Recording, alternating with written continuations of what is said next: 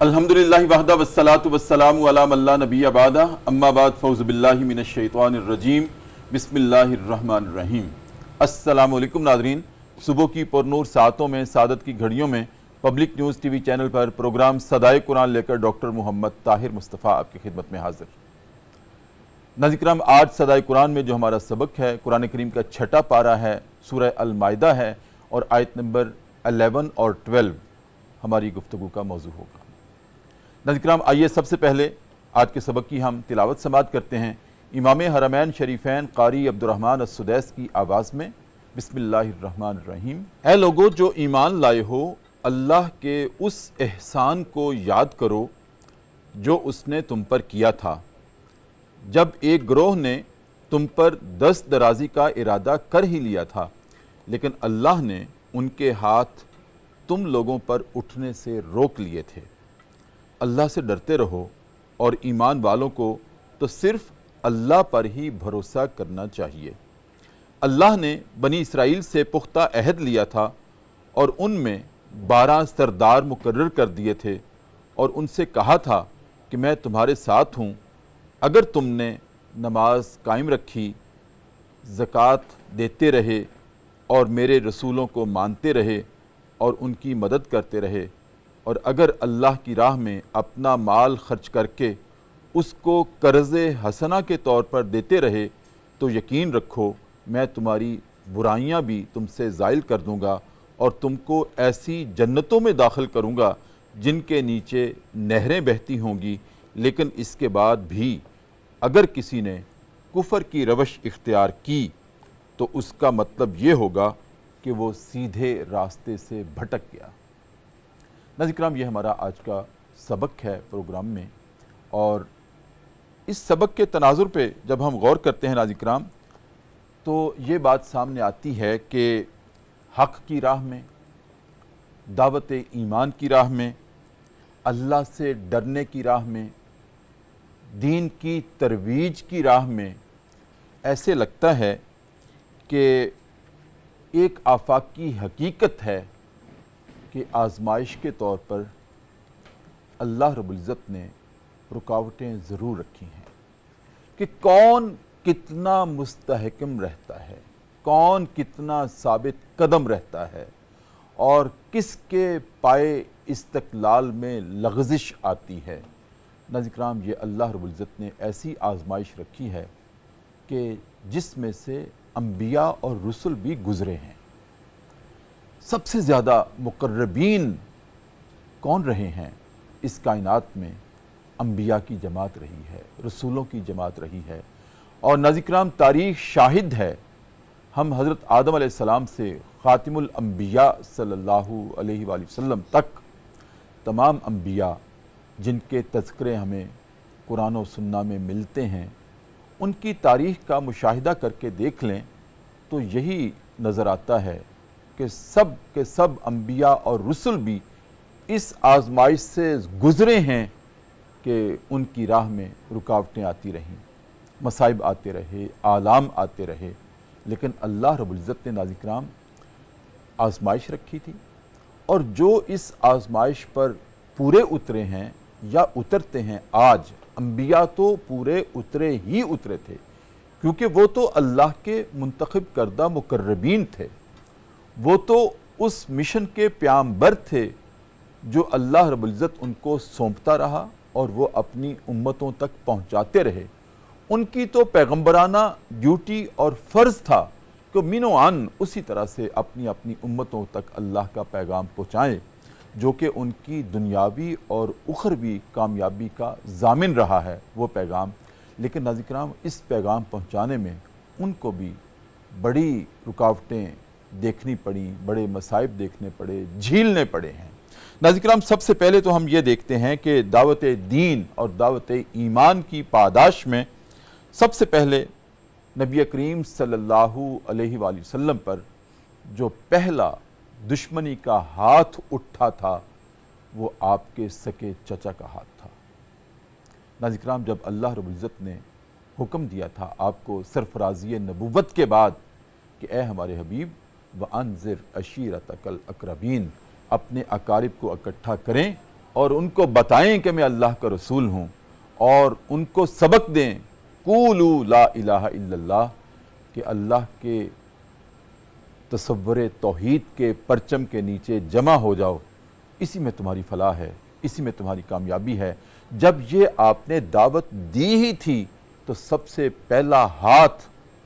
جو اٹھا تھا آپ کی دشمنی میں ابو لہب کا تھا، جو آپ کا سکا چچا تھا۔ لیکن ناظرین کرام، جیسے کہ آج کے سبق میں اللہ نے واضح کیا ہے کہ ایک وقت آیا تھا، اے ایمان والو، اے میرے حبیب کے مت والو، کہ دشمن کا ہاتھ اٹھ گیا تھا تمہاری طرف، لیکن ہم نے روک لیا تھا، ہم نے اس دست درازی کو روک لیا تھا، اور تم پر وہ ہاتھ آئے ہی نہیں تھے۔ ناظرین کرام، جب ہم میں عرض کر رہا ہوں کہ اس تناظر میں تاریخ کا مطالعہ کرتے ہیں تو سب سے پہلا ہاتھ جب ابو لہب کا اٹھا تو اللہ رب العزت نے اسی وقت تبت یدا ابی لہب وتب، اے ابی لہب تیرے ہاتھ ٹوٹ جائیں، تم نے اپنے ہاتھوں کو میرے نبی پر اٹھایا ہے، یہ جرت تمہیں پتہ ہی نہیں ہے کہ مقام نبوی کیا ہے، حرم نبوی کیا ہے، احترام نبوی کیا ہے۔ تو اللہ رب العزت نے ناظرین کرام پھر حسب نسب نہیں دیکھا، اس ہاتھ کو شل کر دیا، اور قیامت تک کے لیے کلام اللہ میں یہ تبت یدا ابی لہب وتب، یہ بد دعا کی صورت میں اللہ رب العزت نے صورت نازل کر دی، جو قیامت تک محفوظ رہے گی، اور یہ پیغام دیتی رہے گی کہ میرے نبی پر اہانت امیز ہاتھ اٹھے یا کوئی کلام کرے، اس کے لیے اسی طرح کی لعنت ہوگی۔ ناظرین کرام، پھر ہم دیکھتے ہیں کہ اس کے بعد کبھی تو دشمن رسول آپ کے سامنے تلوار لے کر آ جاتا، اے محمد بتاؤ میرے ہاتھ میں تلوار ہے، تمہیں کون بچا سکتا ہے؟ تو آپ فرماتے تھے میرا اللہ، اور آپ کے منہ سے یہ الفاظ نکلنے تھے کہ وہ تلوار کانپتے ہوئے ہاتھوں سے نیچے گر جاتی تھی۔ اور کبھی ناظرین کرام، کعب بن اشرف جو یہودی آپ کا دشمن تھا، اس نے ایک دن دعوت کی آپ کی، اور اس کا ارادہ یہ تھا کہ جب نبی کریم صلی اللہ علیہ وآلہ وسلم فدا کا امی و ابی میرے گھر میں دعوت پر آئیں گے تو میں ان کو نعوذ باللہ نعوذ باللہ نعوذ باللہ قتل کر دوں گا، شہید کر دوں گا۔ لیکن ناظرین کرام، اللہ رب العزت نے اپنے نبی پر نہ وہ ابو لہب کے ہاتھ اٹھنے دیے، نہ کعب بن اشرف کے ہاتھ اٹھنے دیے، اور وحی کے ذریعے سے بتا دیا کہ اے ہمارے حبیب، اس کا یہ ارادہ ہے اور آپ کو ہم محفوظ رکھ رہے ہیں، آپ نے وہاں جانا ہی نہیں ہے۔ اور ناظرین کرام، کبھی ہجرت کے لیے آپ نکلتے ہیں تو گھر کے دروازے کے باہر دشمنوں کی یلغار ہے، اور وہ طاق میں بیٹھے ہوئے ہیں کہ کب آپ اپنے گھر کے دروازے سے نکلیں گے، کب ہم آپ پر دست درازی کریں گے۔ لیکن ناظرین کرام، اللہ رب العزت اپنے نبی کو گزار دیتے ہیں اور ان کو اندھا کر دیتے ہیں،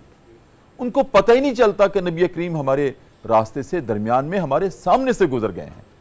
یہ اللہ رب العزت کا فیضان سماوی رہا ہے آپ کے اوپر۔ ناظرین کرام، اس سبق سے ہمارے فکر و عمل کی تطہیر کے لیے کیا ضابطے ہیں، کیا زاویے ہیں، اس پہ ہم گفتگو کرنے والے ہیں۔ اور ناظرین کرام، گفتگو کرنے کے لیے میری دائیں جانب آپ کے جانے پہچانے ماشاءاللہ پروگرام صدائے قرآن کے ماتھے کا جھومر جناب ڈاکٹر مفتی امداد محمود فرید، ماشاءاللہ اللہ رب العزت نے جیسا آپ کا نام ہے ویسی ہی صفات سے نوازا ہے۔ ہر ایک کی مدد کے لیے آپ، چونکہ نام امداد ہے تو ہر ایک کی مدد کے لیے آپ صف اول میں ہوتے ہیں۔ آپ کا ہاتھ کسی کی اہانت کے لیے نہیں اٹھتا، کسی کی مدد کے لیے اٹھتا ہے۔ پروگرام صدائے قرآن کی زینت ہیں۔ السلام علیکم۔ وعلیکم السلام ورحمۃ اللہ وبرکاتہ۔ اور ناظرین کرام، پھر آپ محمود بھی ہیں۔ محمود کون ہوتا ہے؟ جو تعریف کیا گیا ہے۔ تو اللہ رب العزت ان کو ستائش سے بھی نوازتا ہے۔ اللہ رب العزت عزت کی نگاہ میں آپ پسندیدہ بھی ہیں، اور پروگرام صدائے قرآن کا ماشاءاللہ مستقل حصہ ہے۔ اور ناظرین کرام، میری بائیں جانب بارگاہ رسالت مآب صلی اللہ علیہ وآلہ وسلم میں نذرانہ عقیدت پیش کرنے کے لیے، محبت کے پھول نچھاور کرنے کے لیے، محبت کی خوشبو رچانے کے لیے آج پہلی دفعہ تشریف لائے ہیں، ثنا خان ہیں جناب حافظ محمد مشاہد حسین قادری۔ ماشاءاللہ اللہ رب العزت نے ان کی آواز کو نبی کریم کی محبت عطا کی ہے، اور اس میں گداز بھی ہے، سوز بھی ہے۔ پروگرام صدائے قرآن کی آج زینت ہے۔ السلام علیکم۔ وعلیکم السلام ورحمۃ اللہ وبرکاتہ۔ الحمدللہ رب العالمین۔ کیسے مفتی صاحب؟ اللہ کا شکر ہے، الحمدللہ۔ پروگرام کا مقدمہ آپ کے سامنے رکھا ہے، اور جو آج مضمون ہے وہ اسی سے آغاز ہو رہا ہے کہ اے ایمان والو اس اللہ کے احسان کو یاد تو کرو کہ جب تمہارے اوپر دشمن نے دست درازی کا فیصلہ کر لیا تھا، ارادہ کر لیا تھا، لیکن اصل قدرت تو ہمارے پاس ہے. تو کوئی کتنا بھی ہاتھ اٹھائے، ہاتھ کی حرکات و سکنات تو ہمارے پاس ہیں، ہم ہاتھوں کو شل کر دیتے ہیں، ہاتھوں کو روک لیتے ہیں. تو مفتی صاحب فرمائیے کس تناظر میں خاص طور پر آج کا یہ سبق ہے؟ بسم اللہ الرحمن الرحیم. اللہم لک الحمد کما ینبغی لجلال وجہک وعظیم سلطانک ومجدک وشأنک وقوتک وجبروتک وصلی اللہ علی نبینا محمد النبی الامی الکریم وعلی آلہ واصحابہ وبارک وسلم تسلیما کثیرا. نہایت واجب الاحترام استاد محترم اور سامعین کرام، یہ آج کے صدائے قرآن کی جو موضوع جن آیات سے ہم اخذ کر رہے ہیں کہ یا ایھا الذین آمنوا اذکروا نعمت اللہ علیکم، کہ اے ایمان والو، یہاں ایمان والوں کو خطاب ہے. اور اس کا احسان اصل میں اللہ تعالیٰ اس نعمت عظیمہ سے، کہ میں تو یہی سمجھوں گا کہ آپ صلی اللہ علیہ وسلم کا وجود اقدس جی بالکل وہ سب سے بڑا انعام ہے. امت محمد صلی اللہ علیہ وسلم کے لیے آپ کا وجود اقدس، وجود بامسعود سب سے بڑا انعام ہے، کہ جس کا ذکر اللہ تعالیٰ کہہ رہا ہے کہ اس کو ذرا اپنے درود السلام سے اپنے حبیب پر پڑھ کر آگے بڑھاتے جاؤ. فاذکرونی اذکرکم واشکروا لی ولا تکفرون. جہاں میرا ذکر کرو گے تو تمہارا ملائے اعلیٰ میں ذکر کروں گا، سبحان اللہ. اور ملائکہ کی جماعت میں ذکر کروں گا. اور واشکروا لی ولا تکفرون، یہاں شکر قدر کے معنی میں ہے. اور میرے نبی کی اس نعمت عظیمہ کی قدر کرو. اور قدر یہ ہے کہ آپ اس کا شکریہ ادا نہیں کر سکتے. میں خود ہی بتاؤں آپ کو، ان اللہ و ملائکتہ یصلون علی النبی یا ایھا الذین آمنوا صلوا علیہ وسلموا تسلیما. یہ ذکر ادھر اللہ کا ذکر توحید سے ہے، اور محبوب کریم محمد الرسول اللہ کا ذکر اللہ تعالیٰ نے درود السلام سے پڑھنے کا کہا ہے کہ صلوا علیہ وسلموا تسلیما. سلام بھی پڑھو اور درود بھی پڑھو. درود الگ ہے اور سلام الگ ہے. لیکن یہاں اس آیت کا جو شان نزول ہے، اذ ہم قوم ان یبسطوا الیکم ایدیہم فکف ایدیہم عنکم واتقوا اللہ وعلی اللہ فلیتوکل المؤمنون. استاد محترم، جیسے آپ نے شروع میں جو تمہیدی گفتگو میں بڑے خوبصورت انداز سے ہمیں ایک اشارہ دے دیا، میرا بھی دل چاہتا ہے کہ اس واقعہ کو ذرا تفصیل سے پیش کروں ضرور. اور اس کی استناد کو تکمیل تک پہنچاتے ہوئے اس واقعہ کو سامعین کی گوش گزار کراتے ہوئے اپنے ایمان کو بھی اور ان کے ایمان کو بھی اللہ تعالیٰ سے جلا بخشنے کا ذریعہ بنا. یہ واقعہ اگرچہ اس آیت کا جو طرف جو اشارہ ہے، یہاں ظاہری طور پر تو حضور نبی کریم صلی اللہ علیہ وسلم اور صحابہ کرام کو ذاتی طور پر کوئی جو نقصان ہے وہ مراد ہے. یعنی کوئی بھی ذاتی نقصان جو صحابہ کو ہونا تھا جی یا جو ذاتی نقصان رسول اللہ کو ہونا تھا وہ مراد ہے. لیکن بحیثیت اسلام اور مسلمانوں کو یہ بھی پیغام ہے کہ کیونکہ کافر لوگ ہمہ وقت وہ کوئی نہ کوئی ایسی سازش اور ایسے یعنی اعمال کا شکار رہتے تھے کہ جو ان کے وہ بد عمل جو ان کی سازشیں ہوتی تھیں وہ اللہ تعالیٰ اس کو بے نقاب کر دیتا تھا. ان سازشوں کو بے نقاب کرنے کے لیے بھی اللہ تعالیٰ نے مسلمانوں کو یہ بتایا ہے کہ یاد کرو ان تمام ان سازشوں کو جن کا ذکر آپ نے تمہیداً شروع میں بتا دیا ہے. تو ان میں ایک واقعہ غورث بن حارث کا ہے. یہ کافر تھا اور مشہور و معروف واقعہ ہے، سند کے ساتھ مشہور ہے کہ آن حضرت صلی اللہ علیہ وسلم نجد کی طرف جب غزوہ ذات الرقاع اس میں آپ تشریف لے گئے، تو غزوہ ذات الرقاع میں جب واپسی پر آپ صلی اللہ علیہ وسلم نے کیلولہ کرنا چاہا. کیلولہ یہ دوپہر کے وقت کے تھوڑے سونے کو کہتے ہیں. تو آپ صلی اللہ علیہ وسلم نے صحابہ سے کہا کہ ہر ایک اپنا اپنا کیلولہ کر لے اور آرام کرے. تو آپ بھی کچھ درختوں کی طرف چلے گئے جو ببول کے بہت سے درخت تھے. ان میں ایک ببول کے درخت کے نیچے آپ صلی اللہ علیہ وسلم نے آرام کرنا چاہا اور اپنی تلوار کو اس ببول کے درخت پر لٹکا دی. جیسے ہی آپ نے لٹکائی اور آپ سوئے، آپ کو نیند آ گئی. تو اتنے میں وہی غورث بن حارث یہ آتا ہے اور اس طاق میں ہوتا ہے کہ کسی طریقے سے مسلمانوں کو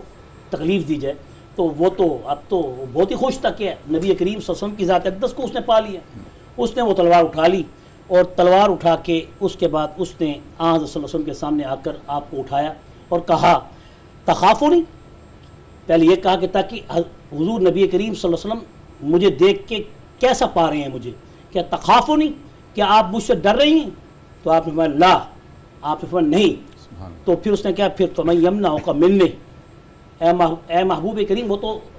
الفاظ یا محمد سے کہہ رہا تھا یا اپنے الفاظ میں کہہ رہا تھا، آپ کو میری تلوار سے کون بچائے گا؟ تو آپ صلی اللہ علیہ وسلم نے فرمایا کل تو، یعنی میں نے کہا. یہ واقعہ حضور نبی کریم صلی اللہ علیہ وسلم نے اس وقت سارا کا سارا پیش کیا، اور اس وقت جس وقت آپ نے یہ سارا اس کو پکڑ لیا، اور پکڑنے کے بعد آپ نے صحابہ کو ندا دی، پکارا آؤ میرے پاس. تو صحابہ آئے، تو جب صحابہ آ گئے تو وہ اس کو اس حالت میں پاتی ہیں کہ وہ آگے جھکا ہوا بیٹھا ہے. تو آپ صلی اللہ علیہ وسلم نے فرمایا کہ آپ سنو اس نے میرے ساتھ کیا کیا ہے، کہ اس نے مجھے کہا من یمنعک منی، تو میں نے کہا اللہ، میرا اللہ ہی مجھے بچائے گا. تو پھر اس نے کہا من یمنعک منی، آپ کو کون بچا سکتا ہے میری تلوار سے، آپ کیسے کہہ رہے ہیں کہ اللہ؟ آپ نے پھر کہا اللہ. بس یہ الفاظ رسول تھے اور زبان اقدس محبوب کی تھی اور براہ راست اللہ کو پکار تھی. تو تیسری مرتبہ جب اس نے کہا من یمنعک منی، تو آپ صلی اللہ علیہ وسلم نے فرمایا اللہ، میرا اللہ ہی مجھے بچائے گا. بس یہ کہنا تھا کہ شام السیف یا سقط السیف، اس کے ہاتھ سے تلوار گر گئی. یہ حدیث کے الفاظ کا میں کچھ نہ کچھ الفاظ کو اس لیے پڑھ رہا ہوں تاکہ اس کی خوبصورتی اور بڑھ جائے، تاکہ رسول اللہ کے الفاظ کا اثر بھی ہمارے لیے باعث رحمت اور باعث تزیین ہے اپنی گفتگو کے اندر. تو آپ صلی اللہ علیہ وسلم نے فرمایا کہ جب میں نے اس کو تیسری مرتبہ اللہ کا لفظ کہا تو اس کے ہاتھ سے تلوار گر گئی. اور یوں ہی اب اس کے بعد جب میں نے تلوار اٹھائی تو پھر میں نے بھی اسی کو انہی لفظوں میں کہا میں یمنعک منی، اب تجھے میرے ہاتھ سے کون بچائے گا. لیکن وہ بھی جانتے تھے، وہ کافر ضرور تھے، انکار کرتے تھے، مگر اکثریت دل کے اندر ان کو معلوم تھا کہ یہ وہ نبی امی ہے جس کو اخ کریم کہتے ہیں. یہ وہی واقعہ ہے کہ جس وقت اس جو طلحہ جو عثمان بن طلحہ جو کہ جس نے آپ صلی اللہ علیہ وسلم کو بیت اللہ کے اندر داخل ہونے سے روکا تھا، اور آپ نے اسے یہ لفظ کہے تھے کہ وہ وقت پھر یاد کرنا کہ جس وقت میں یہاں فاتح بن کے آؤں گا اور جس چوکھٹ پہ میں کھڑ کے ٹھہر کے تجھے لجاجت سے کہہ رہا ہوں کہ میں اس ملک مکہ مکرمہ کو اپنے آبائی گھر کو چھوڑ کے جا رہا ہوں، مجھے 2 رکعت یہاں پڑھنے کی اجازت دے دو. تو اس نے انکار کیا تھا. تو آپ نے کہا پھر وہ وقت کیسا ہوگا جب تو یہاں کھڑا ہوگا میں وہاں بیٹھا ہوں گا. تو اس وقت بھی اس سے جب یہ آپ سے نے یہ الفاظ کہے تو اس نے بھی یہی لفظ کہے تھے اخ کریم و نبی کریم، کہ آپ تو بہت ہی کریم نبی ہیں اور بڑے پیارے بھائی ہیں. تو آپ صلی اللہ علیہ وسلم نے نہ صرف اس کو معاف کر دیا بلکہ وہ کعبے کی جو کلید برداری اس کے پاس تھی، اس شیبی خاندان کے اس فرد کے پاس، طلحہ بن عثمان بن طلحہ کے پاس، آپ نے وہ چابیاں بھی اس کے حوالے کر دیں اور کہا اب یہ احسان بھی ہے کہ قیامت تک تیرا خاندان بھی رہے گا اور یہ چابیاں بھی تیرے پاس رہیں گی اور کلید برداری تیرے خاندان میں ہی رہے گی. اور آج تک اسی خاندان کے جب تک کوئی اگر بچہ بھی موجود ہے تو جب تک وہ آ کے خود اس قفل کو نہیں کھولتا اس وقت تک کوئی بادشاہ، بے شک سلاطین آ جائیں وہ داخل نہیں ہو سکتے. تو اسی کو بھی ایسے کہا گیا کہ آپ صلی اللہ علیہ وسلم نے فرمایا کہ اب تجھے کون مجھ سے بچائے گا. تو اس نے کہا کون خیر آخذن، یہ لفظ بڑے غور طلب ہیں، کون خیر آخذن، کہ اس وقت تو ایک تلوار تو ایک ایسے بہترین شخص کے پاس ہے کہ جس کا کام تو صرف احسان ہی کرنا ہے. سبحان اللہ. جب یہ لفظ کہے تو اس کے بعد آپ صلی اللہ علیہ وسلم نے اسے کہا اتشہد ان لا الہ الا اللہ وانی رسول اللہ، کہ تو گواہی دے گا کہ اللہ ایک ہے، وحدہ لا شریک ہے، اس کے ساتھ کوئی شریک نہیں، اس کی ذات میں، اس کی صفات میں، اس کی تصرفات میں، اس کی عبادت میں کوئی شریک نہیں، اور میں اللہ کا رسول ہوں. تو اس نے کہا لا، کہ میں نہیں مانتا. جب یہ لفظ کہے تو آپ صلی اللہ علیہ وسلم نے پھر اس سے کہا اچھا تو نہیں مانتا لیکن میرا احسان دیکھ. لیکن اس نے کہا یا رسول اللہ میں ایک وعدہ کر کے جاتا ہوں، وَلَكِنِّي أُعَاهِدُكَ أَلَّا أُقَاتِلَكَ وَلَا أَكُونَ مَعَ قَوْمٍ يُقَاتِلُونَكَ، کہ اے اللہ کے رسول میں آپ سے عہد کرتا ہوں کہ اس کے بعد میں اپنا ہاتھ آپ پر نہیں اٹھاؤں گا، اور اس کے بعد میں کسی ہاتھ اٹھانے والوں کا ہاتھ یعنی مضبوط نہیں کروں گا، ان کی تائید نہیں کروں گا جو آپ پر قتل کے لیے ہاتھ اٹھائے گا، نہ میں قتل کروں گا اور نہ قتل کرنے والی جماعت کا ساتھ دوں گا. تو آپ صلی اللہ علیہ وسلم نے اس موقع پر اسے چھوڑ دیا. جب چھوڑ دیا تو بعض روایات میں آتا ہے کہ وہ واپس لوٹ کے پھر آیا اور اس نے ایمان قبول کیا اور کہا یا رسول اللہ اگر میں اس وقت اگر قبول کر لیتا تو شاید مجھے یہ تانا ملتا کہ قتل کے خوف سے ایمان قبول کیا ہے، لیکن میں اپنی جماعت میں جا کر یہ اعلان کر کے آیا ہوں کہ میں ایک ایسے نبی مجسم نور مجسم کے پاس سے ہو کے آ رہا ہوں کہ جس کے اخلاق کا حسین کریمانہ انداز نہ دنیا میں نے پہلے دیکھا، نہ قیامت تک ایسا دیکھوں گا، تو وہ ایمان قبول کر لیتے ہیں۔ تو اسی واقعہ کے ساتھ جو ابھی آپ نے ذکر فرمایا کہ ایسی بنی نذیر کا بھی ایک واقعہ بڑا اہم ہے۔ ایک وقفہ لے لوں پھر دوبارہ یہیں سے شروع کرتے ہیں۔ ناظرین کرام، بہت دقت آمیز جناب ڈاکٹر مفتی امداد محمود فرید نے خوبصورت لہجے میں اور دقت آمیز نبی کریم صلی اللہ علیہ وسلم کا وہ منظر ہمارے سامنے رکھا کہ جب کسی دشمن نے تلوار آپ کے سامنے رکھ کے کہا کون تجھے بچائے گا، تو آپ نے اللہ پر توکل اور بھروسہ کرتے ہوئے ارشاد فرمایا تھا میرا اللہ، اور پھر سارا آگے منظر کیا ہوا کہ وہ بالآخر ایمان لے آیا اور اس نے مانا کہ ایسا کریمانہ اخلاق میں نے دنیا میں پہلے کبھی نہیں دیکھا تھا۔ ناظرین کرام، یہ نبی کریم صلی اللہ علیہ وسلم کی ذات اقدس، جیسے کہ مفتی صاحب نے بھی ارشاد فرمایا تھا کہ اصل ہمارے لیے عطیہ ہی یہ ہے، خداوندی تحفہ ہے ہمارے لیے اور نمونہ ہے ہمارے لیے، لیکن صدائے قرآن یہ ہے کہ وَلَقَدْ يَسَّرْنَا الْقُرْآنَ لِلذِّكْرِ فَهَلْ مِن مُدَّكِرٍ، لوگو آؤ تو صحیح، ہم نے قرآن کو آسان کر دیا ہے تمہارے لیے، اب ہے کوئی جو سوچے سمجھے اور غور کرے۔ ناظرین کرام، وقفہ ہے اور وقفے میں ہم جایا کرتے ہیں دربار رسالت میں اور اپنے نبی کریم صلی اللہ علیہ وسلم کی ذات اقدس پر اسی والہانہ انداز میں اپنی طرف سے درود کریم کا تحفہ پیش کرتے ہیں اور یہ تحفہ ان تک پہنچتا ہے۔ ناظرین کرام، پھر واپس آتے ہیں۔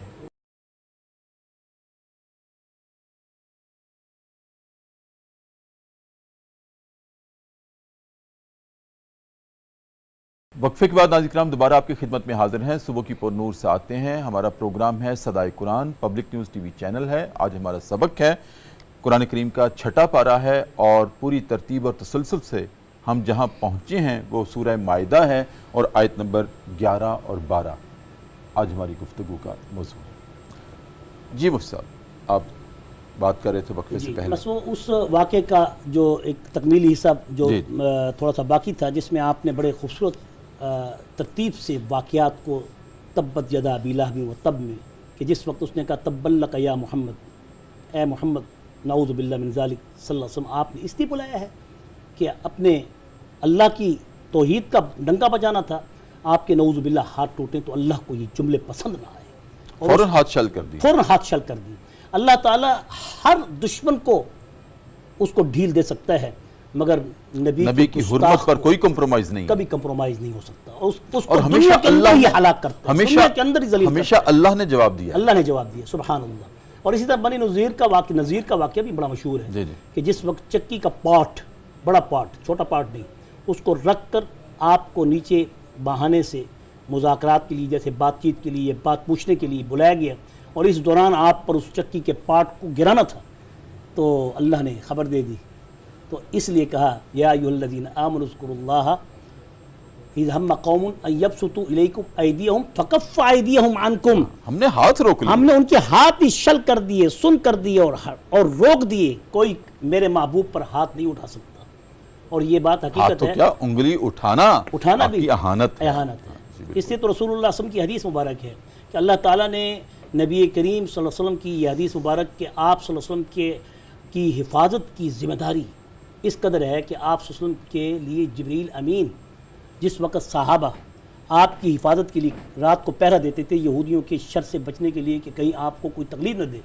تو اللہ تعالیٰ نے فرمایا کہ آج کے بعد ان صحابہ کو آرام کریں آپ گھروں میں، اور میں اپنے جبریل امین کی ڈیوٹی لگاتا ہوں، جس لیے اس جگہ کو جو آج بھی وہ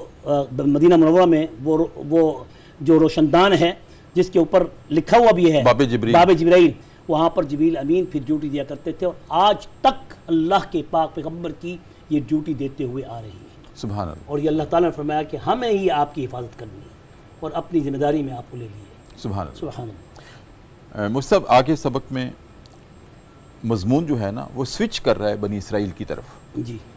اور اللہ رب العزت کا ارشاد ہے کہ ہم نے بنی اسرائیل سے پختہ عہد لے کر ان پر 12 سردار مقرر کیے تھے۔ یہ منظرنامہ کیا ہے 12 سردار مقرر کرنے کا، پھر ان سے کیا کام لیا گیا؟ یہاں میثاق کا جو لفظ استعمال ہوا ہے، میثاق کہتے ہیں یعنی کہ پختہ عہد کو، لیکن عہد اور وعدہ میں اور میثاق میں تینوں میں لغت کے اعتبار سے تھوڑا بہت فرق ہے۔ جی، وعدہ جو ہوتا ہے وہ ایک شخص ہی خود اپنا وعدہ کرتا ہے اپنے اللہ سے یا کسی سے دل میں، جب وہ وعدہ کرتا ہے تو اس کا ہی انفرادی انڈیویجول وہ ایک عہد ہوتا ہے، وہ اس کا ایک ایگریمنٹ ہوتا ہے یا وہ اس کا ایک اقرار ہوتا ہے جو وہ کر رہا ہوتا ہے، جیسے کہ ہر شخص اپنے طور پہ خود وعدہ کرتا ہے، لیکن ایک شخص کا مابین دو بندوں کے جب وعدہ ہوتا ہے تو اس کو عہد کہتی ہیں۔ اور اگر یہ عہد جماعت کے درمیان ہو یعنی کہ کافی لوگوں کے درمیان ہو تو میثاق، اس کو میثاق کہتے ہیں۔ اور میثاق کیوں کہتے ہیں؟ پھر اس میں وہ بات بڑی پکی اور پختہ ہوتی ہے کہ جس میں اس کا توڑنا کسی کے بس کی بات نہیں ہوتی، کیونکہ اس میں سارے اس پر گواہ ہو جاتے ہیں۔ یہی وجہ تھی کہ وہ 12 انفرادی طور پر جی وعدہ، وعدہ، دو بندوں کے درمیان عہد، عہد، جی، اور جماعت کے درمیان کوئی میثاق معاہدہ ہو تو اس وہ کو میثاق کہا جاتا ہے، کیونکہ اکثر قرآن پاک کا جو اسلوب ہے وہ یہی ہے کہ جہاں جماعت کا ذکر ہوگا وہاں میثاق کا لفظ ہوگا، جہاں کسی کو وعدے کی پاسداری کا کہا جائے گا تو وہاں وعدہ کا لفظ آئے گا، اور ایسے ہی جب کسی دو کے درمیان ہوگا تو اس کو عہد کہا جائے گا۔ تو اب یہاں پر جو اللہ تعالیٰ نے فرمایا ہے کہ یہ 12 سردار کون تھے، وہ نقیب کیوں کہلاتے تھے؟ نقیب نقب سے ہے، اچھا، اور نقب کہتے ہیں پہاڑ کے راستے بڑے مشکل ہوتے ہیں جو منزل مقصود تک پہنچانے کے لیے، تو اس کے لیے کوئی نہ کوئی نقیب بردار ہوتا ہے، کوئی نہ کوئی ایسا شخص ہوتا ہے جو ان راستوں کو جانتا ہے، اور پوری قوم پھر اس کے پیچھے چل کے اس راستوں سے منزل مقصود تک پہنچتی ہے، ٹھیک، اور پھر اسی کی وجہ سے وہ راستہ ہمیشہ کے لیے بن جاتا ہے، اس کو پھر کہتے ہیں نقیب۔ تو اسی وجہ سے جو مشکل ترین راستوں میں رہنمائی کرنے والا ہو اس کو نقیب کہتے ہیں۔ ٹھیک ہے، تو چنانچہ نبی کریم صلی اللہ علیہ وسلم نے جو یہ 12 نقیب جو اس آیت کے اندر ان کے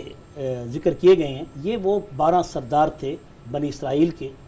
کہ جو اپنی قوم کے پیشوا مانے جاتے تھے، ٹھیک ہے، اور ان کو درجہ سرداری حاصل اور تھا، ان کو اللہ رب العزت نے اپنے ساتھ کا وعدہ کیا تھا کہ میں تمہارے تمہارے ساتھ ساتھ ہوں، اور اسی لیے کہ ان کے ساتھ عہد ایسا لیا گیا تھا کہ جو دراصل بڑا عہد تو وہی تھا جو تمام انبیاء سے لیا گیا ہے، اور پھر اس کے بعد اطاعت کا عہد تھا کہ لئن اقمتم الصلاۃ وآتیتم الزکاۃ وآمنتم برسلی وعزرتموہم واقرضتم اللہ قرضا حسنا لأکفرن عنکم سیئاتکم ولأدخلنکم جنات تجری من تحتہا الانہار۔ تو یہ وہ عہد ہے کہ جس پر اس کی تفصیل آگے اگلے سوال میں بھی آ رہی ہے، جی جی، جو آگے چلے گی۔ تو یہاں ہم نے یہ ثابت کرنا تھا کہ یہاں یہ جو 12 نقیب تھے ان کو عہد کے پختہ کرنے کی خاطر ان کے اوپر مقرر کیا گیا،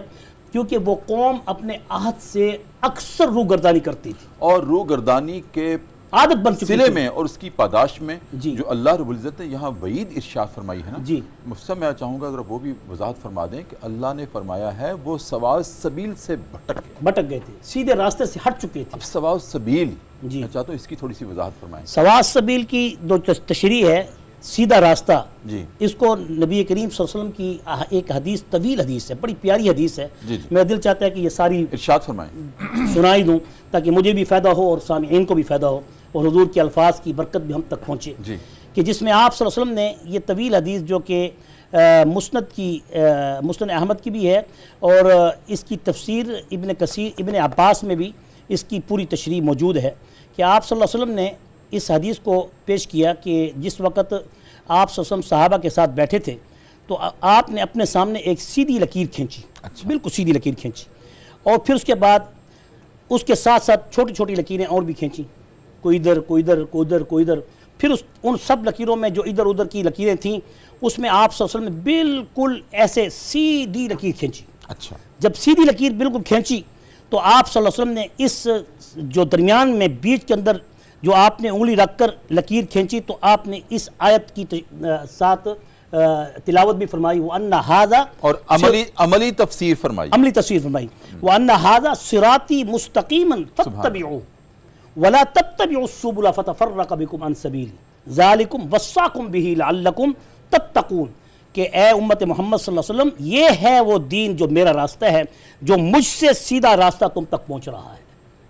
یہ میری لکیر جو ہے، سیدھی لکیر جو ہے یہ میری طرف لے آنے والی ہے، اور باقی جو زگ زیگ ہیں ادھر ادھر کی لکیریں ہیں، پھر آپ نے ایک اس کو دیوار سے بھی، چاروں طرف سے دیواروں سے بھی ثابت کیا کہ چاروں طرف سے دیواروں میں دروازے ہیں،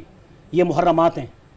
ये हर तरफ से खुले हुए हैं, ख्याल करना किसी से दाखिल नहीं होना, और ये मेरा दरवाज़ा है और इसी के अंदर से दाखिल होना है। ये भी आपने इसकी भी मिसाल दी। फिर आप सल्लल्लाहु अलैहि वसल्लम ने इस हदीस को पेश करते हुए आगे फरमाया, जो हज़रत जाबिर से मरवी है, कि हम नबी करीम सल्लल्लाहु अलैहि वसल्लम के साथ बैठे हुए थे, आपने अपने सामने एक सीधी लकीर खींची और फरमाया बाकी सारी शैतानी राहें हैं, और बीच की लकीर पर उंगली रखकर इस आयत तिलावत फरमाई। और फिर हमने उस सीधी लकीर को हुज़ूर सल्लल्लाहु अलैहि वसल्लम के खींचते हुए देखा कि आपने फरमाया, इब्न मसूद से किसी ने पूछा कि सिरात मुस्तकीम जो आप सब ने कहा है क्या है, तो आप सल्लल्लाहु अलैहि वसल्लम ने फरमाया जिस पर हमने अपने नबी सल्लल्लाहु अलैहि वसल्लम को, यानी वो इब्न मसूद फरमा रहे हैं कि जिस पर हमने अपने नबी सल्लल्लाहु अलैहि वसल्लम को छोड़ा उसका दूसरा सिरा जन्नत में जा मिलता है, और दूसरों को भी अपनी तरफ बुला रहे हैं, जो उन राहों में से किसी राह हो लिया वो जहन्नम में पहुंच जाएगा दूसरी राह से। फिर आपने इस आयत की तिलावत फरमाई, और फिर रसूलुल्लाह सल्लल्लाहु अलैहि वसल्लम ने इस आयत की इस हदीस की मज़ीद तशरीह करते हुए फरमाया कि ये वो रास्ता है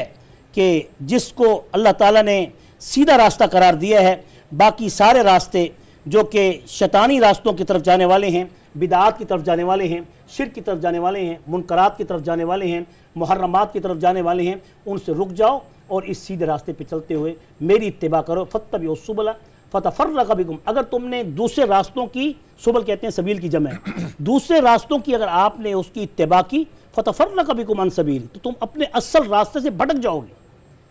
यही वजह है कि मैं तुम में दो रास्ते ऐसे जिस पर अल्लाह ताला ने रसूलुल्लाह सल्लल्लाहु अलैहि वसल्लम को ये फरमाया कि इनको बता दो कि मैं तुम्हारे अंदर दो अमरैन छोड़ के जा रहा हूँ, एक किताबुल्लाह और एक सुन्नती, और अपने अमाल और अब आसार सहाबा और उनका तरीका, ये सारे रास्ते आपकी सुन्नत के रास्ते हैं। इसलिए हदीस का लफ्ज़ और सुन्नत के लफ्ज़ में फ़र्क है। जी, सुन्नत का लफ्ज़ बड़ा जामे है, जो तमाम उन उमूर को मुहित है जिसमें सिर्फ आपकी ज़ुबान से निकली हुई बात सिर्फ हमारे लिए काबिल अमल और वाजिब नहीं, बल्कि आप के वो आमाल जिसमें आपने सहाबा को करते हुए देखा और उन पर खामोशी इख्तियार की या उनको हुक्म किया तो उन्होंने वो करके दिखाया, तो वो भी अमाल हमारे लिए सीधे रास्ते की तरफ निशानदेही करते हैं। और इस रास्ते के जो संगे मील हैं जी, कि जिनको देख देख कर हम उस सिरात मुस्तकीम पर सवाब सबील पर कायम रह सकते हैं, इस सबक में वो भी इरशाद फरमाया गया है। एक वक्फा ले लूँ तो उस पर गुफ्तगू करें। नाज़रीन किराम, बहुत अहम गुफ्तगू है, सिरात मुस्तकीम क्या है, सवाब सबील क्या है, जिसको अल्लाह रब्बुल इज़्ज़त ने हमारी ज़िंदगी का रास्ता करार दिया है। वक्फा है एक मरतबा फिर प्रोग्राम सदाए कुरान में, और अपने नबी करीम सल्लल्लाहु अलैहि वसल्लम की ज़ात अक़दस पर दोबारा दरूद करीम का नजराना पेश करते हैं और वापस आते हैं।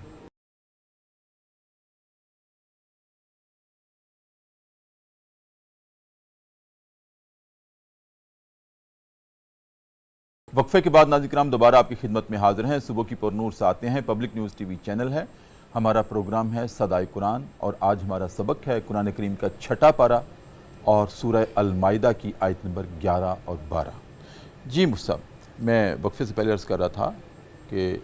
जहाँ वईद है वहाँ खुशखबरी भी है। जी,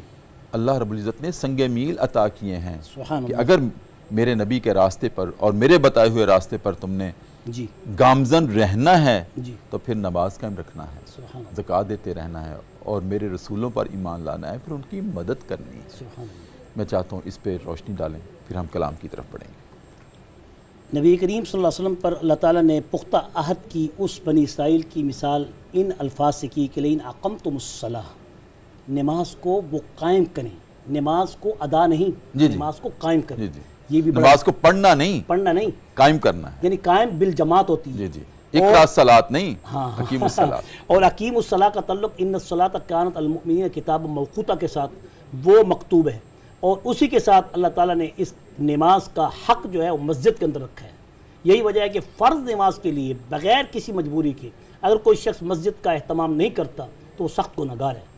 यही वजह है कि यहाँ अक़मतुमुस्सलाह ये सिर्फ नबी करीम सल्लल्लाहु अलैहि वसल्लम की उम्मत के लिए नहीं है कि वो अपनी नमाज़ों का अहतमाम मस्जिदों में करें। इकामत सलात तब होती है जब उसके लिए बुलाया जाए, इकामत के लिए आवाज़ की जाती है, खड़े हो जाओ, क़द क़ामतिस सलाह, क़द क़ामतिस सलाह। तो क़द क़ामतिस सलाह के मानी है कि आओ अब नमाज की तरफ, नमाज खड़ी हो गई है। तो यहाँ जमात की नमाज मुराद है, यहाँ इनफरादी इंडिविजुअल नमाज मुराद नहीं है। تو یہاں جماعت کی نماز کی اہمیت بتائی گئی ہے، لئن اقمتم الصلاۃ، کہ اے امت محمد صلی اللہ علیہ وسلم یہ مت سمجھو کہ ہم نے جماعت کی نماز تمہارے اوپر کی ہے، بلکہ جماعت کی نماز بنی اسرائیل کے لیے بھی ایسی ہی تھی، وہ بھی اجتماعی جماعت کا اہتمام کیا کرتے تھے، جو اللہ تعالیٰ کی ان کی طرف سے جس طرح کی نماز کا حکم ان کے لیے مقرر تھا، جیسے یہود کے لیے لیٹ جانا اور یا قیام کا کرنا، کسی کے لیے رکوع ہے، کسی کے لیے سجدہ تھا، کسی کے لیے قعدہ تھا، لیکن اللہ تعالیٰ نے تمام نبیوں کی مختلف صورتوں کو، تمام نمازوں کو، تمام اداؤں کو اپنے نبی اللہ نے اپنے حبیب محمد مصطفیٰ صلی اللہ علیہ وسلم کی نماز کے اندر جمع کر دیا۔ سبحان اللہ۔ یہاں یہ بات وآتیتم الزکاۃ، زکوٰۃ جو فرضی ہے، جو نصاب کے اعتبار سے ہوتی ہے، جو صاحب نصاب ہونے کی حیثیت سے ہوتی ہے، اور وآمنتم برسلی، اور میرے تمام رسولوں پر ایمان لے آنا، یہ بہت اہم ایمان کی جز ہے، نہ کہ صرف جس میں ایمان لانا بلکہ ان کی مدد کرنا۔ ایک تو جو ہے نا، پچھلے آپ انبیاء پر ایمان لاتے ہوئے آ رہے ہیں، کیا اس وقت آپ سے یہ وعدہ نہیں لیا گیا تھا کہ وہ آمنتم برسلی، آج موسیٰ پر تم موسیٰ علیہ السلام کے اوپر ایمان لائے ہو، اگر میرے موسیٰ کے بعد اگر میرے محبوب کے زمانے کو پا لینا یا سیدنا عیسیٰ کے زمانے کو پا لینا تو اس پر بھی تمہیں ایمان لانا ہوگا۔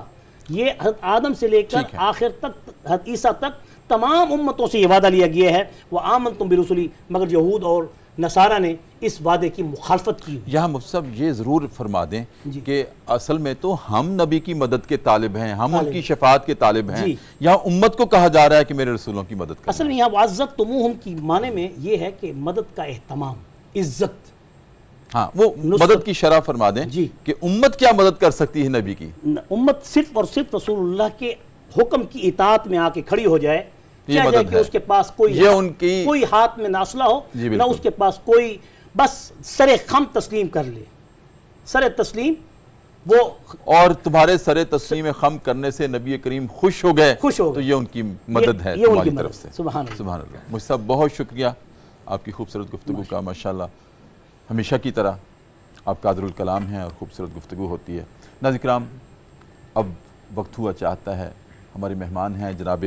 حافظ محمد مشاہد حسین قادری، جو بارگاہ رسالت مآب صلی اللہ علیہ وسلم میں کلام پیش کریں۔ میں لج پالا دے لڑ لگیاں میرے دو غم پرے رہندے میری آساں امیداں دے صدا بوٹے ہرے رہندے میری آساں امیداں دے صدا بوٹے ہرے رہندے خیال یار وچ میں مست رہنا گا دنے راتی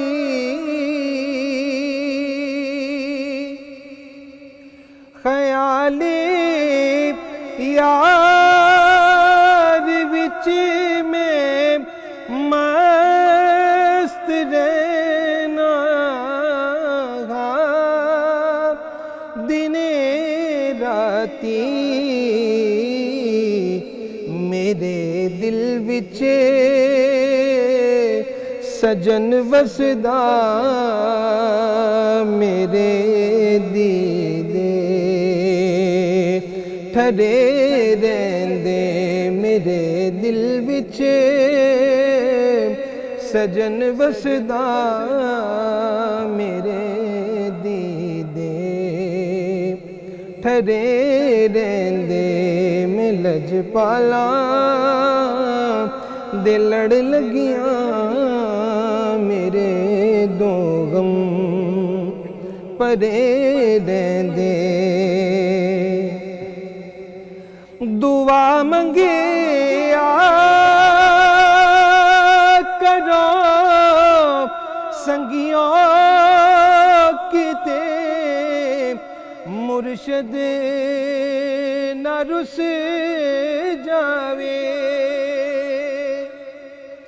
دعا منگے آپ کرو سنگیوں کتے مرشد نہ رس جاوے جنہ دے پیر رس جان دے جون دے جی مرے رہندے جنہ دے پیر رس جان دے جون دے جی مرے رہندے میں لج پالا دے لڑ لگیاں میرے دو غم پرے رہندے کدی بھی لوڑ نہیں پیندی مینوں درد تے جاوندی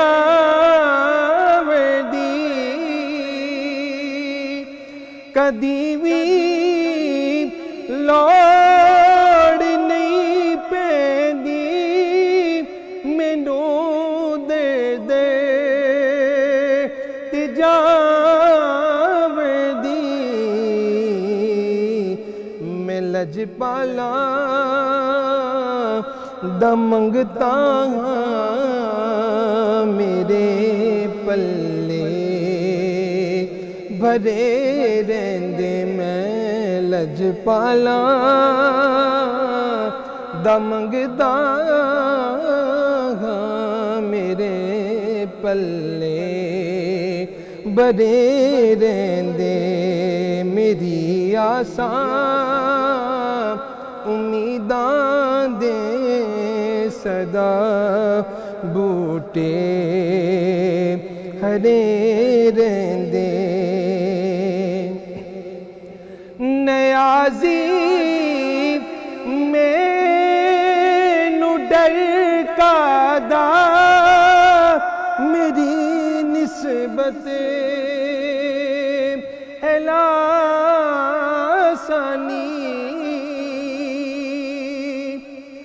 نیازی مینوں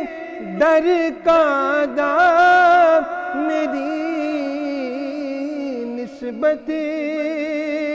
ہے لاسانی کسے دے رہن جو بن کے قسم رب دی کھڑے رہندے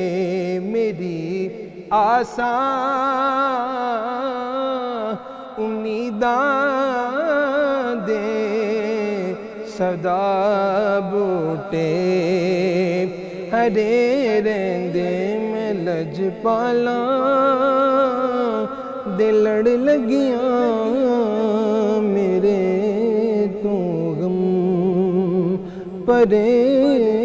رہندے میری آساں امیداں دے صدا بوٹے ہرے رہندے